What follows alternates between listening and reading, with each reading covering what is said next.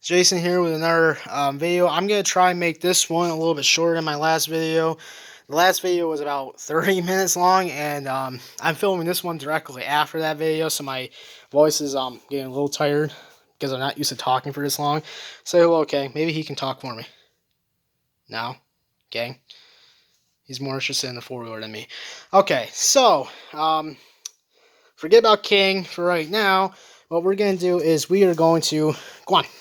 We are going to just go over kind of what someone may be looking for, meaning what they may need when it comes to an ATV or a four-wheeler. I'll kind of go into a dirt bike and a snowmobile a little bit, but I'm just going to kind of go over the different CCs, which would be like, 50cc, 75, 100, 150s, 125s, 400s. All those different CCs have very different meanings. And I'm going to try and just touch base on each one very quickly, coming from a person who's owned everything from a 50cc when I was a little kid up to a 125, then 300, 350, 400, 450, all those different things. And same goes for snowmobiles and dirt bikes and stuff, but this is mostly going to be for four-wheelers / ATVs. So let's get started with a brief kind of overview. I'm just going to go ahead and say right off the bat, this one here, this is a 2002 Honda Rancher 350. Now, that being said, that one in the front of us is a 450. That's 100 cc's bigger. Now, that meaning the engine is that much bigger. It's 100 cc's more powerful. That's like kind of looking... let's say you're looking at a muscle car, for instance, and a muscle car that has a V8 in it, let's say a Mustang 5-liter V8 making 450 horsepower, or you can get a Dodge with a V8 making 560 or whatever it may be. I'm not familiar with Dodge, so don't quote me on that number by any means. I have zero knowledge about Dodge vehicles. I'm a Ford guy, so that being said, you can look at the horsepower of a vehicle, such as the Mustang having 450 or the Dodge having 500, let's say. That Dodge having 500 is going to have a little bit more power, obviously, than the Mustang, which is true. It's going to have that much more power. It's going to have 50 horsepower more, such as this yellow four-wheeler having 450 cc's versus this one having 350. That being said, that one has 100 cc's more, but coincidentally, when you buy something like that four-wheeler up there, it has 100 cc's more, which is true, and that is more power, that's more torque. It's a tiny bit, I don't know if it's necessarily quicker, just because it has the electronic shifter or not, I'm not sure, but this one here is a lot lighter, let me tell you. It's only 100 cc's difference, which doesn't sound like a whole lot, but it is a lot lighter. This green four-wheeler, it has four-wheel drive, that has four-wheel drive, that one there has a few more bells and whistles, not really much. It has up here, right there in the middle, it has an electronic digital cluster with an electronic shifter right here, instead of the foot shifter right there. Hi, King. That one does have a foot shifter for emergencies, but you don't really use that. You always use the electric. I mean, all those little things, you might think about, like, well, that's only like a couple of pounds difference. Like, that's only like a tiny bit different. All that stuff does add up over time. Don't get me wrong, it's nice to have that extra power for certain things, but there's so many differences between all the different CCs. So 50cc, let's start there for real quick. Let's go back to the basics here. 50cc is a little youth model. It's tiny. The handlebars go up to about here, probably something like that. They're tiny. They're not fast. They're usually automatics, and they're just meant for little kids. They're not meant for doing anything. If you try and tow anything with it, you will probably blow the transmission and or engine. But when you start stepping up to the big leagues and you start getting bigger four-wheelers, starting around the 300cc class, which is 50 cc's below this one, 300cc will typically get you a rear-wheel drive four-wheeler with a tow hitch on the back similar to that.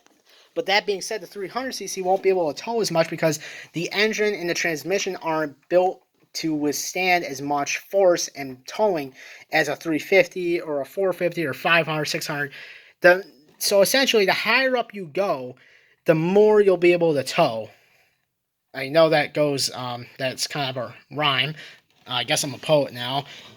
So the higher up you go, the more you can tow with four-wheelers, essentially. So that's kind of like looking at a truck. Look at an F-150 or a Dodge 1500 or a Chevy 1500 GMC. GMC and Dodge, or GMC and the Chevy are essentially the same thing. They're both owned by the same company. But if you look at a 1500 or an F-150 versus an F-250 or F-350 or a Dodge 3500, 2500, etc., and you just keep going, obviously the higher up in the numbers you go, which is, from a 150 to a 250, the 250 is going to be able to out tow the 150 usually by a pretty good margin, depending on how you had the thing set up. And that also goes to say that the frame on the F-150 is not going to be as strong as the frame on an F-250. Is it strong? Is it meant for towing? Yes, but not as well as an F-250. And another big thing I gotta reiterate, I'm gonna reiterate this probably a couple of times. It's not the amount that you can tow usually. So let's just say the tow rig on that Honda Foreman right there is, I have no clue in my wildest dreams what the tow rating on that is. Don't even try. I have no idea. I'd have to look that up. It doesn't really say on these stickers how much it can tow, I don't think. It might say it on a little tow hitch in the back, but I can't read either of those. They've both been worn out. So I'm just going to let's just say we have a snowmobile trailer with two snowmobiles in it, and that weighs about 4,000 or so pounds. I've moved that trailer with both of these four-wheelers, and both of these four-wheelers will go into second gear, no problem towing it. That being said, these four-wheelers can no doubt pull that much weight. They can probably tow 5,000 pounds if you're in first gear and you're going at a normal, reasonable level ground. But the thing is trying to stop all that weight is the problem. So when you get the brake and you give it the brake and you're trying to slow down, that thing has you pushing, and that's pushing you down a hill or down an incline. You can't stop.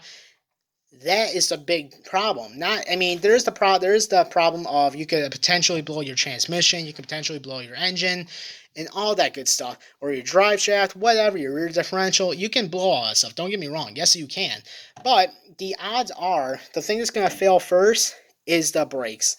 So if you're going, let's just say you go up a tiny little incline, just the slightest, like 2% grade incline. Okay, I think that's right. I'm pretty sure 2% grade, like then there's 30% grade is really steep. Yeah, 2% grade. So if you go up like a 2% grade hill, so if you're going up a hill like this is a level ground, then you go up a hill like that, your four-wheeler or this kind of goes the same thing with a truck or a vehicle, any vehicle really, you can probably tow that weight up that hill like that perfectly fine. But as soon as you start going back down that little bit of a grade and you hit the brakes and you're hitting those brakes and you're not slowing down, your brakes get too hot, they can fail, and then your transmission, if you have it in first gear, it can blow your transmission, and then there will be essentially nothing stopping you if your transmission goes and you don't have the transmission and or the brakes. You obviously don't have anything stopping you, and that can end very badly very quickly depending on the circumstances, which, so that just goes to show you that it's not how much you can usually tow, it's how much you can stop, which is a big thing that some people don't realize. They think it's just like they hear a towing number and be like, wow, only 5,000 pounds? I know the thing has enough power to tow 7. Why can't it tow 7? And then that also goes against, again, with the frame not being strong enough for 7,000 pounds. It goes with the transmission not being strong enough for 7,000 pounds. And it goes with the brakes not being strong enough to slow down 7,000 pounds. So those are all big things. Now, these four-wheelers, some four-wheelers and ATVs, side-by-sides, you can get, there's little lights on the back you can plug in just like a truck that will light up the trailer, but not these ones obviously don't have that. But, so that being said, just because that's a 450cc, that one might be able to tow, let's say, 1,200 pounds more than the Rancher right here. So let's just say the limit for this one is, the Rancher is 4,500 pounds. Let's just say theoretically, which I don't think that's the normal, like, written limit of that four-wheeler. I'm sure it's quite considerably less, like 2,000, I'm sure, something like that. But I'm just guessing here. I'm kind of going based off of what I have actually towed with these vehicles. So let's just say that's 4,000. This one here is 2,800. So that one's 1,200 pounds stronger. That one can tow 1,200 pounds more, meaning the frame is more built for that. The transmission is more built for that, meaning the transmission can have the gears in there are the teeth that lock the gear and help turn are stronger and more resilient. And the brakes, I can tell you, the brakes on that one are definitely a little bit heavier duty. Plus, it has the plow package on there, so the frame on this is already reinforced for the plow over there. So that's another thing why that thing can probably tow a little bit more than this one. That being said, this one here, no doubt in my mind, this one could tow the exact same amount as that one. Now, if you put these things in a race without any loads or anything, and you have somebody who's good shifting both of these, that one's got the electronic shifter, this one's got the foot shifter. I've raced both of these with people around the same weight as me. This one is 100 cc's less, but it's lighter, meaning there's not as much weight for it to push. So when you add that 100 cc's to that one, you're going to sit there and think on that 100 cc more. Four-wheeler, like, oh, I got 100 cc's more. That's probably like, I'm not sure what the equivalent horsepower is. Let's just say it's 10 horsepower more, which might not sound like a lot, but when it comes to four-wheelers, ATVs, dirt bikes, all that stuff, it is a bigger difference than it is in a car. So that's just like saying, like, oh, I got 10 horsepower more. I'm going to beat this guy so easily. He's got 10 horsepower less than me. But then, that being said, this one weighs a lot less. This one weighs like 100 pounds less. So that 10 horsepower difference is having to make up for all that extra weight. So really, it drops down to like probably like a 3-4 horsepower difference. So it's not that big of a difference. And if you can get off the line, I've raced both of these, like I said, with somebody similar weight with me. And this one beat it a couple of the times. So we raced 4 times. I think I beat it once the very first time, and the second, third time he beat me on that one, and I beat him the 4th time. And I think we did one last one, we tied. So this one holds its own. Even though this is 100 cc's less, it holds its own. So that just goes to show you, just because something is smaller, like 100 cc's, it doesn't mean that the thing is weak or underpowered or slow or boring or anything like that by any means. So that being said, this one though, having more weight, having better, it does have better suspension for ride quality, I think. The funny thing is that this one here is independent suspension all the way around. That being said, it has independent suspension right here, a shock here, a shock here, a shock there, and a shock there. This one, for instance, has a shock here and a shock here, and on the back, it has one single big shock. So this one has 3 shocks, but it's solid rear axle on the back. That one, I believe, is a solid rear axle, but that one has 2 shocks, which they're both solid rear axle, not independent. My bad. I don't know what I'm talking about. I'm thinking about something else. So they're both solid rear axles, but that one has 2 shocks on the side, and it's got a stiffer ride because it's meant to hold a little bit more weight. So if I sit on this four-wheeler, it'll squat down maybe like, let's just say a 1/4 of an inch. If I sit on that thing, it'll go about half that. It'll barely even move because it's got a lot stiffer suspension, especially for that plow and everything. So that being said, the brakes on that as well are bigger and not a lot bigger, you can barely even tell, but they are a tiny bit bigger and a tiny bit stronger. So if we get the same amount of weight and we're going up a hill, both of us in first gear, we'll both be going about the same speed. We'll be right neck and neck. And then we're going up the hill, going about 3 miles an hour, towing 4,000 pounds. And then we get to the top of the hill, we top out at 5, because these four-wheelers top out about 5 miles an hour in first gear. Go about 5 miles an hour, we slow down, get to the slope going down. And I always put these things in first gear whenever we're going down any hill, towing any type of weight. And that one there, because it's heavier, but it has a somewhat stronger transmission, it might slow down. It might go a little bit slower for a little bit longer. So that being said, it'll be like my fingers right here. My middle finger is the rancher. My index finger is the foreman. So as we're going down the hill, my middle finger will be the rancher, and it will start pulling ahead, obviously. And it will start pulling ahead and going faster a little bit than the foreman would. So I'd have to apply the brakes. And where that one, I might not need to use the brakes quite as soon.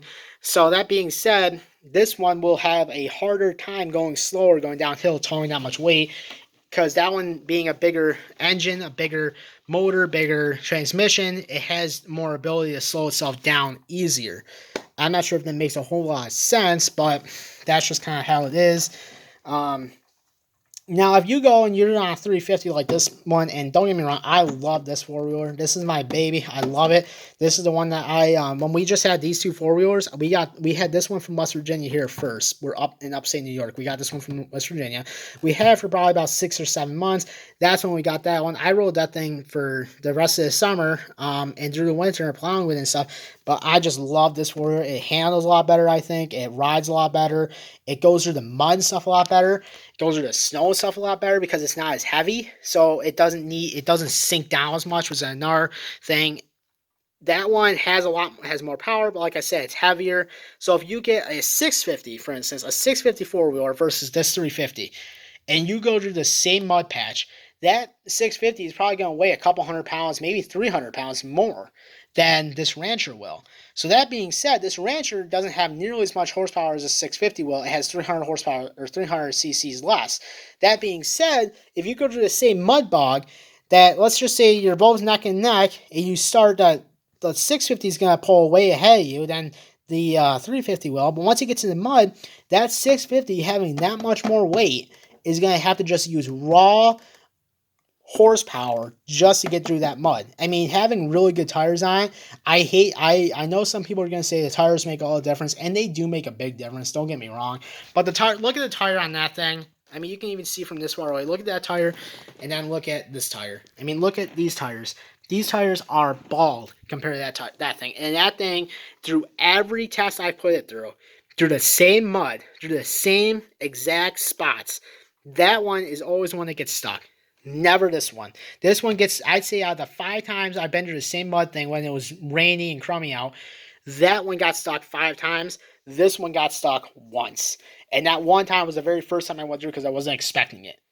So what's that tell you? I mean, I know the tires make a big difference, but the tires aren't going to save you. I mean, 9 times out of 10, if you have that much more weight, the tires might not save you. They just might not. It's just there's a big chance that they might not. There's a big chance, and if you're not experienced, I know having experience is a big thing. So just because you have a lot more power, you might need that power just to move that weight through that certain thing that you're doing. Whereas this one, it just kind of glides over the mud and spins right through it. Where that thing kind of just goes in, it just goes, and then it just stops. The Rancher kind of just glides over top of it and keeps going. And that's just how the difference is in weight. So just if you have a 650, that's going to just use raw, strong horsepower to kind of push itself through. And believe me, I'm not an expert in any of this. So, I mean, there might be people out there watching this and thinking I'm a maniac or I'm insane or whatever. And you're all entitled to your own opinion. Don't get me wrong. That's just based off of my own personal experiences. So there's people out there that might have had complete opposite experience of me and say I'm completely wrong. I am 100% wrong. I don't know what I'm talking about. That's fine. If you want to think that, that's fine. If you have the exact opposite experience, I'm not saying you're wrong or you're right. I'm just going based off of my experience, just like I'm going based off the experience with towing, that there's not a whole lot of difference until it comes to going downhill and stuff like that when towing. So that's just going off of that, my experience. That's all that I'm going based off of. Now, really quick, I know this is turning into another long video, but I'm just trying to give you guys the knowledge and the insight here. I'm going to go over this next one really quick. This is all going to take a minute or so. Snowmobiles, that's a big, far, far cry from four-wheelers and dirt bikes. That is a far cry from it. And that being said, a 600cc snowmobile versus a 600cc four-wheeler, I can go ahead and tell you 10 out of 10 times that four-wheeler is going to get its butt kicked. And even, it's just the CCs on the snowmobile versus a four-wheeler. There's a big difference. Doesn't mean the same type of deal. So like a 400cc four-wheeler, which is really good at towing, let's just say, versus a 500cc snowmobile, the snowmobile is going to burn itself out. It's going to burn up the bogies. It's going to burn up the sliders. It's going to burn up the transmission, all that stuff, because it's not meant for it. Now, there are specially designed snowmobiles that are meant for towing, like Arctic Cat. I'm most familiar with Arctic Cat, so that's just what I'm going with, because I have 3 Arctic Cat snowmobiles and only 1 Polaris, and I've only rode Yamaha a couple of times.